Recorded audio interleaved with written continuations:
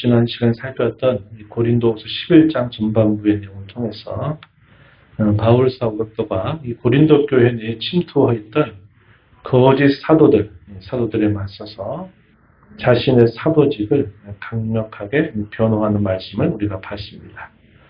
사도의 그 주요한 관심이 어디에 있느냐 할 때 자기 자신을 변호하는 데 있는 것이 아니라 바울 사도의 가장 그 마음속에 자리 잡고 있는 것은 교회와 성도들의 영적인 순결, 그 순결을 지켜나는데 자신의 관심이 있다는 것을 우리가 함께 살펴보았습니다. 오늘 이제 우리가 고린도 후서 11장 후반부에서 살피는 내용에서 소위 바울 사도의 어리석은 자랑이라고 하는 그 내용들이 소개됩니다. 자랑인데 어리석은 자랑, 이런 표현이 우리가 적당하다 볼 수 있는데, 바울 사도가 여러 차례 그런 표현들을 반복적으로 사용하면서 자신이 과거에 겪어왔던 여러 가지 일들을 하나하나 이야기하는 과정을 우리가 살펴볼 수 있습니다. 당시 고린도 교회 안에는 거짓된 교사들이 활개를 치면서 그들의 주장이 뭐냐면, 말이 있어서 대단히 수사학적인 운변술, 이런 것들이 뛰어나야 되겠고, 그들의 이력이 뭔가 화려해야 되고, 또 여러 가지 뭔가 바깥으로 드러낼 많은 것들이 있어야 된다 하는 것들을 자랑하면서 자신들의 잘남을 자랑하는 반면에, 바울 사도의 경우는 말이 어눌하다 하는 것부터 바울 사도에 대해서 여러 가지 면들을 공격하면서 고린도 교회 성도들을 흔들어댔던 일들이 있었다 하는 것입니다. 이 거짓 교사들이 주장하는 그 내용은 외적인 화려함과 영광, 뭔가 그럴듯하게 보여줄 많은 것들에 그들이 뭔가 관심이 쏠려 있다는 것을 보여주는 반면에, 바울 사도의 경우는 그리스도께서 앞서가셨던 그 고난의 자취를 따라가면서 자신은 그리스도의 그 길을 따라가는 그 일을 통해서 자신의 사도직을 변호하고자 하는 그런 내용들을 우리가 보게 됩니다. 그래서 고난의 길을 통해서 영광이 이르는 길을 말하는 바울 사도와 그런 것 없이 영광과 번영을 말하는 이 거짓 교사들 간에 분명한 차이점들이 오늘 본문 속에서 선명한 대조를 이루게 됩니다. 그래서 바울 사도는 모든 사람들이 자랑하는 것처럼 뭐가 더 잘났는가 하는 것을 자랑거리로 삼는 것이 아니라 자신의 연약함을 오히려 나는 자랑하겠다, 이러한 방식을 통해서 자기를 드러내는 것이 아니라 앞서가신 주님, 또 그분의 복음을 자랑하는 그런 방식을 취하고 있다 한 겁니다. 이것이야말로 진정한 그리스도의 제자 혹은 그리스도의 사도된 자들이 따라야 할 길이다 하는 것을 사도가 역설하게 되는 겁니다. 그래서 오늘 이 말씀을 살펴보면서 우리가 이 땅에 사는 동안에 우리의 신앙과 우리의 삶, 우리의 관심이 어디에 집중하면서 살아야 되는가 하는 것을 사도의 가르침을 통해서 더 배울 수 있게 될 것입니다. 내용들을 한번 살펴보겠습니다. 먼저 바울 사도는 오늘 이야기를 시작하면서 계속 얼마나 그가 망설이고 있는가 하는 것들을 분명히 글을 통해서 우리에게 잘 소개해주고 있어요. 16절 한번 가서 보세요. 내가 다시 말하노니 누구든지 나를 어리석은 자로 여기지 말라. 만일 그러하더라도 내가 조금 자랑할 수 있도록 어리석은 자로 받으라. 이 자랑과 어리석음은 사실상 이렇게 접목되는 말이 아니죠. 어리석다라는 말은 자랑할 거리가 없다, 수치와 부끄러움을 나타내는 말과 가깝지 자랑이라고 말할 수 없는 겁니다. 근데 바울 사도는 당시의 이 대적자들이 자신들의 잘남을 가지고 자랑하려고 하는 그 일들이 있으면서 바울 사도를 대단히 멸시하게 만드는 태도를 취했기 때문에 바울 사도는 그들의 입장에서 내가 뭔가를 말하겠다 한 겁니다. 그러나 그러한 모습이 마치 어리석은 것과 같다라는 말로 계속 표현을 하는 겁니다. 그러니까 그가 얼마나 조심스럽게 이런 말을 꺼내려고 하느냐 하는 것들을 우리가 살펴볼 수 있는 부분이죠. 우리가 지난번에 읽었던 11장 앞부분에서도 바울 사도가 뭐라고 말합니까? 당시에 이 고린도 교회 성도를 향해서 말을 꺼내면서 했던 말, 11장 1절에서도 원하건대 너희는 나의 좀 어리석은 것을 용납하라. 청하건대 나를 용납하라. 이렇게 말합니다. 바울 사도는 육체를 따라서 자랑하는 것은 어리석은 일이다 하는 것을 분명히 말합니다. 그리고 바울 사도가 자기를 드러내기 위한 목적이 아니라 자신의 사도됨을 변증하기 위해서 그들이 말하는 대로 내가 말해보겠다는 겁니다. 그러나 그것은 어리석은 자랑이다. 이런 생각을 계속 가지고 있는 겁니다. 그래서 소위 제가 초대에 말씀드린 것처럼 바울 사도의 어리석은 자랑, 이것이 설명되고 있는 부분이 오늘 본문에서 확인할 수 있는 부분이 되겠습니다.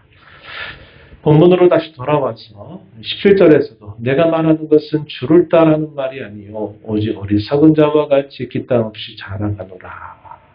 이렇게 말해요. 18절에서도 여러 사람이 욕심을 따라 자랑하니 나도 자랑하겠노라.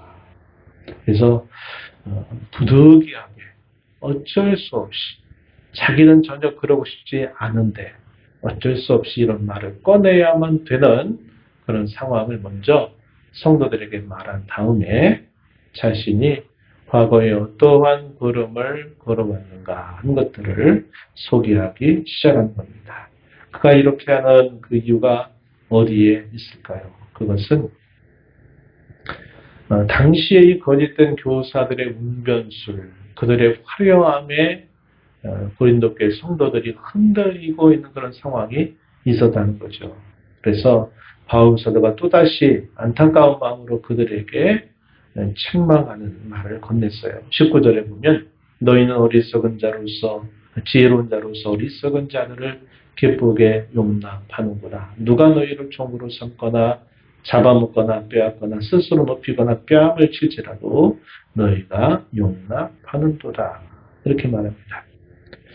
바울 사도가 당시에 흔들리고 있는 고린도 교인들, 그런 교인들에 대하여 안타까운 마음으로 이렇게 표현하는 거죠. 그래서 바울 사도가 이렇게 자신이 지나왔던 삶을 말하고자 하는 중요한 목적은 이 고린도 교회 성도들이 무엇이 올바른 길인가를 잘 분별하도록 하는데 그 목적이 있다 하는 겁니다. 그래서 흔들리지 말고 그들이 받아듣는 말씀의 기초 위에 다시 든든히 서기를 바라는 마음으로 사도가 이런 이야기를 꺼내가게 된다는 것을 보여주고 있는 거죠. 우리가 이것을 두고 뭐라고 말할 수 있느냐? 사도의 거룩한 열심이다. 이렇게 부를 수 있는 부분이 됩니다. 우리가 지난번에 읽었던 고린도후서 11장 2절에서도 바울 사도가 여러 가지 말을 꺼내는 중에 먼저 이런 말을 했어요. 내가 하나님의 열심으로 너희를 위하여 열심을 낸다. 그 열심을 내는 목적은 그들을 그리스도의 정결한 신부로 연결시켜주는 중매장 역할을 하고 싶어서다 하는 사실을 사도가 분명히 말했습니다. 여기서 열심이라고 하는 이 말이 구약 성경의 용어로는 질투라는 말로 사용되고 있다는 겁니다. 이걸 신앙적으로 말하면 거룩한 질투 혹은 거룩한 열심이라 부를 수 있는 그런 표현들로 우리가 이해할 수 있어요. 그래서 바울 사도가 철저하게 자신이 이제 말을 하려고 하는 이 부분에 있어서도 고린도 교인들을 향한 거룩한 열심을 가지고 이런 이야기를 이제 꺼낼 것이다 하는 것을 먼저 이야기한 겁니다. 그러면서 이제 그가 하는 말 한번 살펴보면 22절부터 마지막 절까지 자신의 출신으로부터 자신이 지난 세월 동안 경험해왔던 여러 가지 일들을 아주 짤막짤막하게 요약을 해주고 있습니다. 한번 살펴보죠. 먼저 자신이 어리석게 자랑하는 것이 무엇인가 소개하는 첫 번째 이야기는 자신의 출신에 대한 이야기입니다. 우리가 읽은 본문 22절에서 확인하죠. 그들이 히브리인이냐? 나도 그러하다. 이 그들이 누굴까요? 거짓된 교사들 말하죠. 그들이 히브리인이라고 말하면 나도 히브리인이다. 이렇게 말해요. 또 그들이 이스라엘 사람이다 라고 말하면 나도 이스라엘 사람이다. 그들이 아브라함의 후손이라고 말하냐 나도 아브라함의 후손이다. 이렇게 표현합니다. 우리가 읽을 때는 뭐 당연한 이야기처럼 보이겠지만요. 당시의 유대인들의 이 사고는 아직도 수천 년 동안 가져왔던 생각에서 벗어나질 않았어요. 그들의 주요한 생각들이 다 뭡니까? 우리는 아브라함의 후손이고 혈통적으로 하나님의 택하신 백성들이고 우리는 유대인이고 우리에게는 이런 구원이 약속되어 있다라고 하는 이 자부심이 대단히 컸다고 하는 겁니다. 그래서 히브리인이냐 이스라엘이냐 아브라함의 후손이냐 하는 것은 당시 유대인들이 갖고 있는 이 우월감에 대해서 말하고 있는 대표적인 표현들이에요. 그런 일에 있어서 바울 사도 자신도 출신으로 말하게 되면 그러한 모든 일들을 나도 가지고 있는 사람이다. 이렇게 표현합니다. 다른 서신을 통해서 바울 사도는 이 히브리 또 이스라엘이라고 말하면서도 그 가운데서 나는 베냐민 지파 사람이다. 이렇게 말했어요. 종교적인 열심으로는 또 뭐라고 말합니까? 갈라디아서에서 말하기를 나는 바리새인이다. 이렇게 말해요. 바리새인 중에서도 바리새인이다.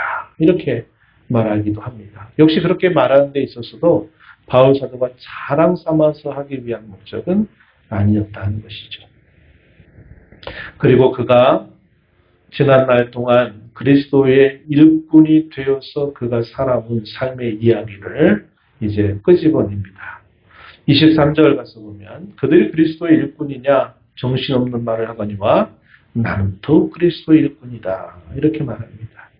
그들이 말하는 그리스도의 일꾼됨은 전혀 다른 뜻을 가지고 있는 거죠. 그러나 바울 사도도 진정한 의미에서 나는 그들보다 더 그리스도의 일꾼이다. 이렇게 말하면서 그가 일꾼으로서 지나왔던 삶 이야기를 이제 끄집어냅니다. 23절 이어지는 말씀 보세요.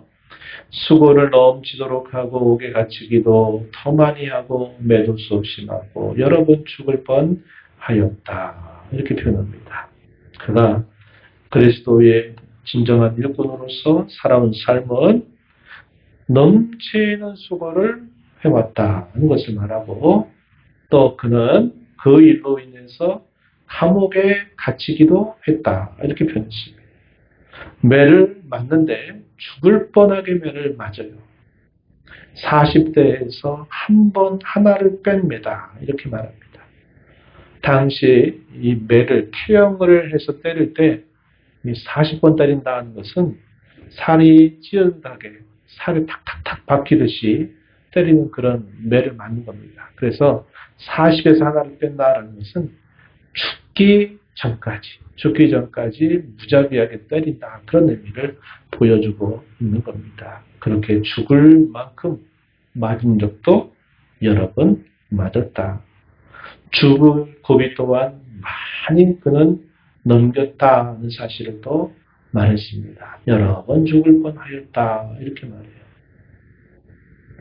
태형으로 죽을 뻔하게 맞은 것, 그것이 5번 있었고 태장으로 3번 맞고 돌로 맞은 것이 1번. 이만큼은 거의 다 죽을 만큼 맞았다는 거죠. 우리가 뒤에 가서 보게 되면 바울 사도가 돌에 맞아가지고 사람들이 다 죽은 줄 알았습니다. 그런데 다시 그가 깨어나서 도망치게 되는 그런 일도 그의 복음을 전하는 여정 속에 있었다는 것을 우리는 기억하게 돼요. 그래서 그가 여러 번 죽을 위험을 받게 되었다는 것. 또 배도 많이 탔죠. 1차, 2차, 3차 이런 전도 여행들을 통해서 배를 타면서 우리가 사도행전 후반부에 가게 되면 로마로 가는 여정에서 그 배 파손의 그 위험에 대한 이야기는 잘 알고 있지만 그것만이 아니었다 이 말입니다. 그래서 파손의 위험을 겪었던 일들, 또 환경적으로 극심한 위험을 겪었던 일들, 강도들을 만났던 것, 동족들에게 너는 배신자야 라고 하는 그런 말을 들으면서 죽을 뻔한 위기도 많이 겪었습니다. 바울 사도의 전도 여행 중에 어떤 일들이 생겼습니까? 그를 죽이기 전까지는 먹지도 않겠다. 이렇게 혈맹을 한 사람들이 바울 사도를 따라다니면서 그를 죽이려고 넘어오는 일도 분명히 있었죠.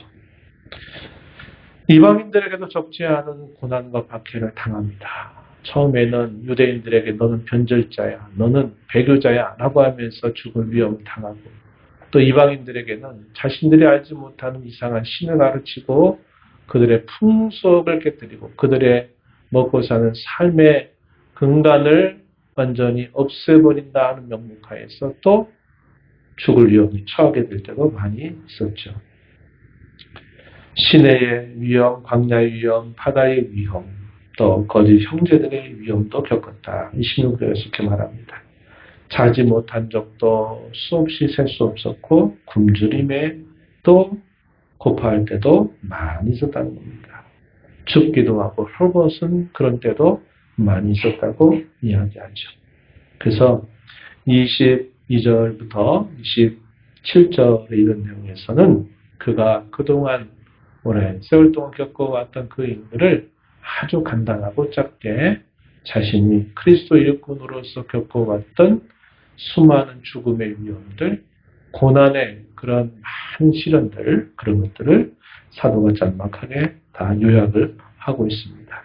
그리고 마지막 가서 보면요. 31절, 33절에서 바울 사도가 우리가 아는 것처럼 사도행전 8장에 보게 되면 그가 바리새인으로서 남다른 열심을 가지고 예수 그리스도를 믿는 사람들을 잡아 죽이려고 다메섹으로 공식 허가증을 받아가지고 다메섹으로 가고 있는 도상에서 그가 박해했던 예수 그리스도 부활하신 그 주님을 그가 만나면서 그가 삶이 완전히 바뀌게 되죠. 그래서 그가 다메섹에 들어가서 그가 한 일이 놀랍게도 무슨 일이었냐면 예수가 바로 구세주다. 예수가 곧 메시아다. 예수가 곧 그리스도다라는 말을 다메섹에 들어가서 전하는 그런 놀라운 그런 변화가 있게 됩니다. 그래서 이 다메섹에서 기다리고 있던 이 유대 형제들이 얼마나 그것 때문에 당혹스러워하는지 이 바울 사도를 죽이려고 한 겁니다. 그래서 저 변절자, 그때부터 바울 사도가 동족들로부터 수많은 죽음의 위기를 겪게 되는 일이죠. 그에 대한 짤막한 기록입니다. 다메섹에서 아레다 왕의 고관이 나를 잡으려고 다메섹 성을 지켰으나 나는 광주리를 타고 들창문으로 성벽을 내려가 그 손에서 벗어난노라.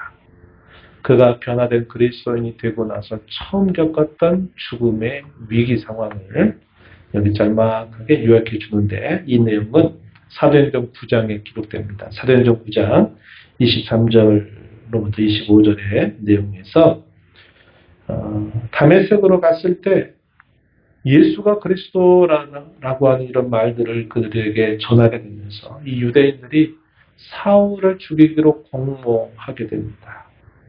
그래서 그것이 사울에게 알려지게 되면서 그를 죽이려고 그를 못 빠져나가게 하려고 밤낮으로 성문을 지키고 있었던 겁니다. 넌 걸리기만 해봐라. 너는 죽인다. 이렇게 기다리고 있었어요. 그래서 그때 어떻게 하느냐면 밤에 그 성벽 위에다가 광주리에 사울을 태우고 그 광주리에 줄을 매달아서 성벽 아래로 다 내리면서 그 동족들의 그 살인 모의를 벗어나게 되는 일이 있었다는 겁니다. 이게 사도행전 9장에서 소개되고 있는 것인데 그거에 대한 이야기도 사도가 이렇게 말하고 있는 겁니다. 그래서 그가 그리스도의 일꾼이 돼서 복음을 위해서 진리를 위해서 그가 겪어왔던 삶 속에 자기가 자랑하는 긍정적인 것들, 예를 들어서 내가 손을 얹을 때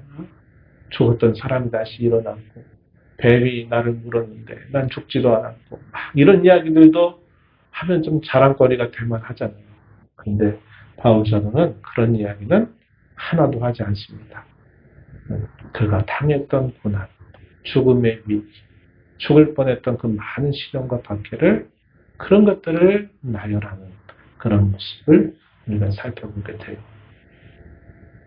이걸 자랑이라고 말할 수 있을까요?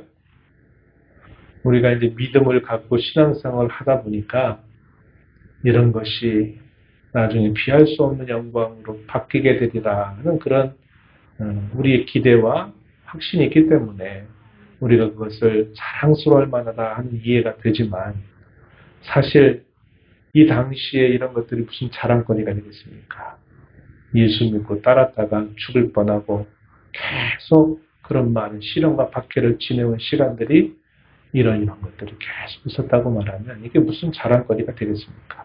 이 당시에 거짓 교사들이 취하는 그 자랑하고는 전혀 말이 되지 않는, 오히려 수치와 부끄러움을 계속 나열하고 있는 이 사도의 모습을 우리가 확인하게 되는 겁니다. 그러면서 바울 사도는 또 말하기를 이렇게 말해요. 28절과 29절에서 내 마음속에 항상 눌리는 것이 있는데 그게 뭐냐 했더니 모든 교회를 위하여 염려하는 그 마음이 항상 나를 누르고 있다. 이렇게 사도가 말합니다.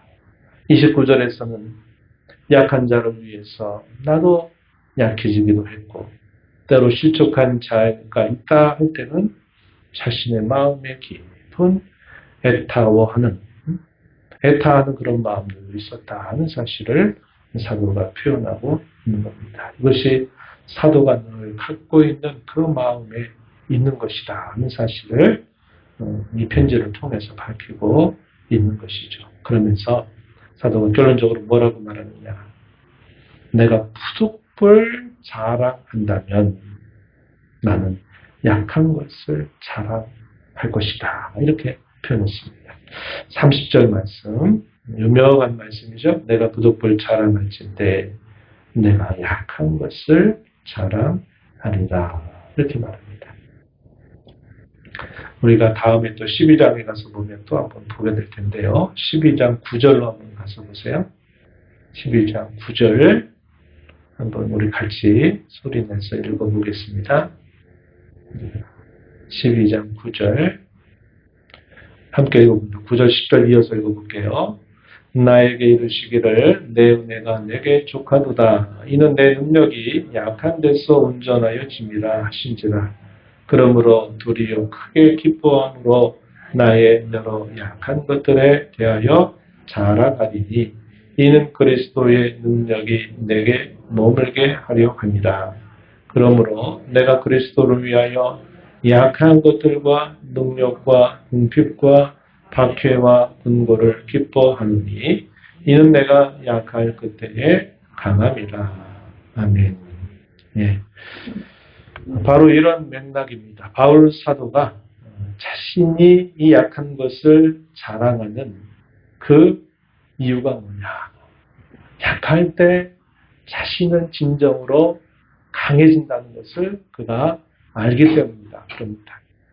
자기의 약함에 그리스도의 강함이 함께함으로써 자신이 도리어 더 강해지는 그런 경험을 많이 했던 것이죠. 그래서 자신은 세상적인 방식을 따라서 자라는 것이 아니라 나는 도리어 그리스도 때문에 그가 받는 여러 능력과 시련과 박해와 어려움들 자신의 연약함을 나는 오히려 자랑하겠다. 이렇게 그가 말하고 있는 겁니다. 역시 약한 것들이 우리가 앞에 살펴본 것처럼 우리 육체적인 한계를 뛰어넘는 것, 우리가 버틸 수 있는 정도를 뛰어넘게 하는 것, 그런 것들을 다 포괄해서 약합니다. 이런 말로 사도가 표현하고 있는 겁니다. 그가 이렇게 말해요. 대독자들이 이런 말을 딱 보고 뭐라고 생각했어요? 뭐 자랑한다더니 그게 자랑거리냐 하고 비웃을 겁니다. 그러나 사도는 그것을 어리석은 자랑이다. 이렇게 말하면서 무엇보다도 당시 고린도 교인들이 외적으로 보이는 것에 흔들려서 우왕좌왕하는 그런 태도에서 벗어나서 뭐가 진리이고 무엇이 진심으로 옳은 것인가를 잘 분별해서 확고하게 신앙 가운데 서기를 바라는 그런 마음을 가지고 있었던 겁니다.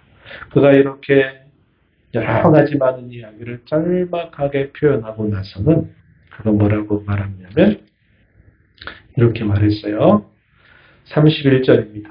주 예수의 아버지 영원히 찬송할 하나님이 내가 거짓말 아니하는 것을 아시느니라. 이렇게 표현합니다. 우리가 지금 주일오후에 맹세, 합당한 맹세와 소원에 대해서 우리가 살펴보고 있는데 구약시대 때 이 맹세의 형식은 비교적 단조롭다. 이렇게 우리가 이해할 수 있다면 신약시대 특히 바울 사도가 그의 서신에서 편지하는 여러 표현들을 보게 되면 그 내용에 있어서는 맹세의 내용을 담고 있는데 그 형식에 있어서는 여러 가지의 형식들이 표현되고 있다는 것을 우리가 확인하게 된다 그랬습니다. 여기서도 마찬가지예요. 하나님이 내가 거짓말 아니하신 것을 아신다. 내가 하는 말은 하나님 앞에 결단코 거짓말이 아니다. 진실이다. 이렇게 말하는 것도 역시 맹세의 형식으로 그가 자신이 한 말이 하나님 앞에 하나도 거짓이 없는 말이다 하는 것을 확증하고 있다는 것을 보여주고 있는 겁니다. 오늘 우리의 이야기는 바로 이러한 사도의 메시지들을 살펴본 것인데요. 우리가 이 말씀을 통해서 우리가 몇 가지 중요한 적용점들을 함께 살펴보면서 마무리를 하고자 합니다. 우리가 지금까지 살펴본 것은 이 자랑거리에 대한 이야기가 많이 있었어요. 당시에 거짓된 교사들이나 혹은 일반적인 사람들이 자랑한다 할 때 그 자랑거리라고 하는 게 어떤 것인가 할 때는 모든 사람들이 누가 봐도 서로 이해할 수 있고 공감할 수 있는 것들이 있다는 거예요. 그런데 바울 사도는 그런 자랑을 말하지 않았습니다. 신앙에 있어서 참된 자랑이 무엇이냐를 사도는 본문에서 말해주고 있는 겁니다. 우리가 이런 말씀을 통해서 우리는 세상의 자랑거리와 우리의 참된 신앙에 있어서의 자랑은 분명히 구별되고 있다는 사실을 우리는 알고 우리가 무엇을 과연 자랑할 것인가 하는 것을 우리가 잘 정립해야 되겠다 하는 겁니다. 우리가 아는 바대로 성경은 결과적으로 최종적으로는 영광을 우리에게 가르쳐 주고 있고 가장 큰 복을 우리에게 가르쳐 주고 있습니다. 그러나 그것은 반드시 고난이라고 하는 것, 시련이라고 하는 것을 통과한 것을 우리에게 가르치고 있는 것이지 이 고난과 시련 혹은 연단이 없는 영광을 성경은 우리에게 가르쳐주지 않는다 하는 겁니다. 우리가 신앙생활하면서 가장 난감한 부분이 바로 그런 부분일 수 있고 믿지 않는 사람들이 볼 때 기독교 신앙이 복을 이야기하고 영광을 이야기하는 것 같은데 도무지 그런 게 안 보인다 이렇게 생각하는 것들이 그들을 당혹스럽게 하는 겁니다. 우리가 신앙생활을 처음 걸어갈 때도 이런 것들이 당혹스러운 거죠. 예수님 잘 믿으면 그저 모든 게 형통하고 잘 되고 문제 없고 문제가 있다가도 문제가 사라지고 두려움이 있다가도 두려움이 없어지고 불안하다고도 평안함만 있어야 되는 거 아니냐 이런 생각을 하는데 또 다른 의미에서 이런 두려움, 또 불안, 염려, 근심 이런 것들을 우리는 가지고 산단 말이죠. 그렇기 때문에 그런 것들 때문에 대단히 난감해하는 것이 우리 신앙의 여정에 늘 있어요. 그래서 우리는 이 말씀을 통해서 사도가 자랑하고 있는 그 중심이 어디 있느냐. 그것은 자신이 앞서가신 그 그리스도의 고난의 발자취를 자기가 부족하지만 따라가게 된다고 하는 것으로 그는 그것을 기뻐하고 그것을 자랑스럽게 생각하고 있다 하는 겁니다. 자신의 연약함과 약점이라 하더라도 자신이 그 약함 때문에 오히려 그리스도를 더 바라보고 그분을 더 의지하게 되는 것으로 얻게 되는 그 은혜를 기뻐하면서 자신의 약함을 자랑한다. 이렇게 말합니다. 예수 믿는 사람들이 함께 모여서 어떤 이야기, 대화의 장이 있게 되면 뭐 하나 이렇게 해서 뭐 자랑하는 것들이 이야기 나오면 자식 자랑, 누가 뭐 해서 잘 됐다, 뭐 해서 돈 많이 벌었다, 뭐가 있었는데 뭐가 잘 됐다. 다 뭐 얘기하나 보니까 다 그런 자랑 얘기합니다. 그런 자랑을 좀 없애버려야 돼요. 없애버려야 돼요. 우리가 자랑해야 될 게 뭔가. 오늘 사도의 이 어리석은 자랑을 통해서 우리가 정말 자랑할 것이 무엇인가를 잘 깨닫고 서로게 정립하면서 오직 그리스도를 존귀하게 하고 그분을 높이는 그 일, 그것을 자랑할 줄 아는 저와 여러분이 되어야 하겠다는 겁니다. 두 번째는 우리 자신의 약함 가운데 일하시는 주님을 우리는 바라보면서 신앙 걸음을 걸어가자 하는 것입니다. 사도는 뭐라고 말했어요? 나는 나에게서 자랑한다면 나는 나의 약함을 자랑하겠다. 이렇게 그가 말했습니다. 사도에 있어서 약함은 약함 자체가 아니었어요. 약함만으로 끝나는 게 아니었습니다. 그것은 그리스도를 향하게 하는 통로와도 같은 것이 되었습니다. 그분의 능력이 자신의 약함이라고 한 이 통로를 통해서 자신에게 들어온다는 것을 그는 경험하고 깨닫고 말하고 있는 거예요. 우리가 조금 전에 읽었던 고린도후서 11장 9절과 10절에서도 자기가 아픈 것 때문에 3번씩이나 간절하게 기도했는데 하나님이 그 기도에 대해서 응답하신 말씀이 내 은혜가 너에게 족하다 이렇게 말씀하시면서 내가 약할 때 도리어 너는 강해진다. 내가 너와 함께한다 하는 말씀을 통해서 우리 주님 응답해 주시게 됩니다. 그 응답을 듣고 사도가 깨닫고 고백하는 그 내용은 바로 자신의 그 약함이 그리스도의 은혜가 부어지는 그 통로가 된 것 때문에 자기는 기뻐한다, 감사하다 이렇게 표현하고 있는 겁니다. 소위 어려움과 또 시련을 만나게 될 때 우리 사람에게는 어떤 현상이 생기냐면 소위 터널 비전이라고 부르는 현상이 생긴다고 합니다. 터널 비전. 여러분들이 차를 타고 가다가 우리나라 참 터널이 많이 생겼잖아요. 터널 속으로 들어가면 지금은 터널이 너무나 밝아가지고 터널 안이든 바퀴든 뭐 너무나 잘 보이니까 그런 게 없는데 옛날에는 불빛이 희미하다든지 아니면 그 불빛이 잘 갖춰지지 않은 걸 터널 안으로 들어간다고 생각해 보세요. 터널 안으로 차를 타고 딱 들어갔어요. 불빛이 없어요. 그리고 캄캄해요. 앞에 보이는 거는 정면에 헤드라이트가 비치는 그것만 보이는 겁니다. 옆에는 캄캄해서 아무것도 안 보여요. 우리가 어려움과 고난이라고 하는 그 일을 만나게 될 때 우리가 경험하는 현상이 마치 캄캄한 터널 속으로 들어가 있는 그 상황을 경험하게 된다는 겁니다. 터널 속에서 우리의 눈으로 보는 게 제대로 주위에 뭐가 있는 것도 아무것도 안 보이고 그저 빛이 비치는 그 하나만 보이고 아무것도 안 보이게 돼요. 우리도 마찬가지입니다. 우리가 살아가면서 여러 어려움과 시련과 아픔 이런 걸 느끼게 되면 평상시 보이던 많은 것들이 안 보여요.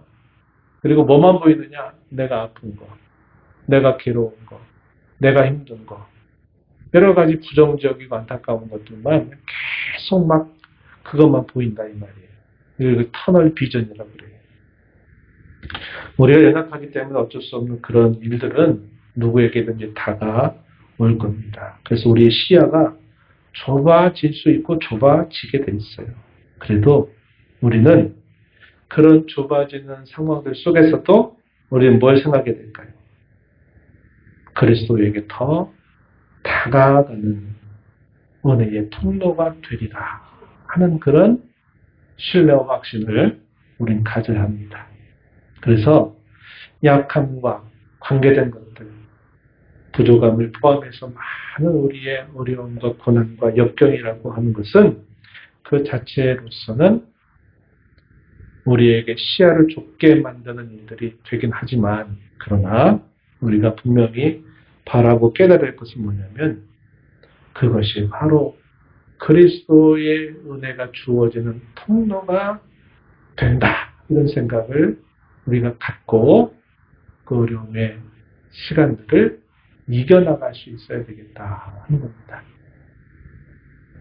그래서 평상시에는 그런 부분들이 생각이 안 되더라도 우리가 살면서 시련이나 역경이나 많은 그런 것들이 있을 때 우리는 그 자체는 힘들고 어렵고 우리의 시야가 대단히 좁아질 수밖에 없지만 우리는 하나님의 거룩한 말씀을 통해서 또 앞선 수많은 믿음의 선배들이 그들이 경험 후에 우리에게 깨우쳐 주는 그 가르침처럼 이것이 바로 그리스도의 은혜가 부어지는 통로가 되리라. 또 기도할 때 어떻게 기도해야 될까요? 하나님, 지금의 이 어려움과 역경과 이 아픔이 그리스도의 은혜를 받는 통로가 되게 해 주세요. 이렇게 우리가 기도하면서 잘 이겨나가는 그런 신앙의 지혜를 배워야 하겠습니다. 마지막 세 번째는 세상적인 관심과 우리 성도의 관심 또한 분명히 구별되어야 하겠다 하는 겁니다. 우리가 오늘 읽은 이 사도의 고백 속에서 사도가 끊임없이 자신을 누르는 게 있다. 근데 그 누르는 것이 뭐라고 얘기하냐면 모든 교회를 생각하고 염려하는 마음이다. 이렇게 말합니다. 자신이 고린도 지방에 있을 때는 다른 지방에 있는 교회가 생각나도 그곳에 갈 수가 없는 거죠. 또 그가 로마로 들어가서 감옥의 수감 중에 있을 때는 이곳저곳 돌아봐야 될 때가 많지만 몸으로는 지금 움직일 수 없는 상황이 되죠. 그러니까 사도의 마음 속에는 자신이 지나왔던 모든 교회의 이런 상황들, 이런 것들이 항상 자신의 마음속에 있는 겁니다. 그래서 그 교회가 어려워서 내가 편지를 써서 보냈는데 그 편지대로 교회가 잘 서가고 있을지 그런 소식도 궁금하고 이런 것들에 대한 염려가 항상 그의 마음속에 있었다 이거죠. 우리가 앞서 읽었던 고린도서 7장 10절, 11절 말씀에서 사도가 이렇게 말했어요. 한번 찾아보셔도 됩니다. 하나님의 뜻대로 하는 근심은 후회할 것이 없는 구원에 이르게 하는 회개를 이루는 것이요 세상 근심은 사망을 이루는 것이니라. 11절 보라 하나님의 뜻대로 하게 된 이 근심이 너희로 얼마나 간절하게 하며 얼마나 변증하게 하며 얼마나 분하게 하며 얼마나 두렵게 하며 얼마나 사모하게 하며 얼마나 열심히 있게 하며 얼마나 벌하게 하였는가. 너희가 그 일에 대해 일체 너희 자신의 깨끗함을 나타내었느니라. 이렇게 기록하고 있습니다. 우리가 이 땅에 살면서 늘 무엇인가를 생각하며 살죠. 그런데 가만히 두면 항상 어떤 생각일까요? 모든 게 나를 중심으로 해서 항상 생각해요. 먹고 사는 문제, 사람과의 관계 문제, 또 일하는 문제부터 여러 가지 우리 마음 관계된 여러 문제들, 항상 그런 것들에 대한 염려와 생각들이 우리를 채우게 됩니다. 그런 우리 예수 믿는 사람들은 우리의 모든 관심과 생각을 어디로 옮기는 훈련을 해야 되느냐? 주님의 영광스러운 교회, 주님의 거룩한 나라, 그 하나님 나라에 관한 비전, 이것을 우리가 늘 생각하고 그것을 바라고 그것 때문에 무엇인가를 또다시 생각하고 새롭게 결정하고 새롭게 또 간절하게 수고하는 그런 일들이 우리에게 있어야만 된다는 겁니다. 세상을 향한 근심과 염려는 우리를 사망이라고 하는 문턱 앞으로 우리를 이끌게 되지만 하나님의 뜻이나 그분이 바라시는 바를 가지고 우리가 염려하고 근심하게 될 때는 우리에게 생명에 이르게 할 뿐만 아니라 우리의 신앙의 좋은 분발을 우리에게 가져다 준다. 이렇게 성경은 우리에게 보여주고 있습니다. 오늘 우리가 나눈 이 말씀을 통해서 우리가 무엇을 자랑해야 될까? 우리가 어디에 우리의 생각에 관심과 마음을 집중하면서 살아야 될까 하는 것을 다시 한번 새롭게 정립하고 우리가 살면서 겪는 많은 약함들 이런 것들을 통해서 낙심하지 말고 우리가 어떻게 하자고요? 그리스도께서 내게 더 가까이 찾아오시는 통로가 되게 해달라 이런 생각을 여러분이 가지고 아픔과 또 고통, 그 염려와 근심, 그 자리에 그리스도께서도 가까이 와서 그분을 만나 배우는 그런 신앙의 살아있는 이런 체험들이 저와 여러분 삶에 계속되기를 진심으로 바랍니다.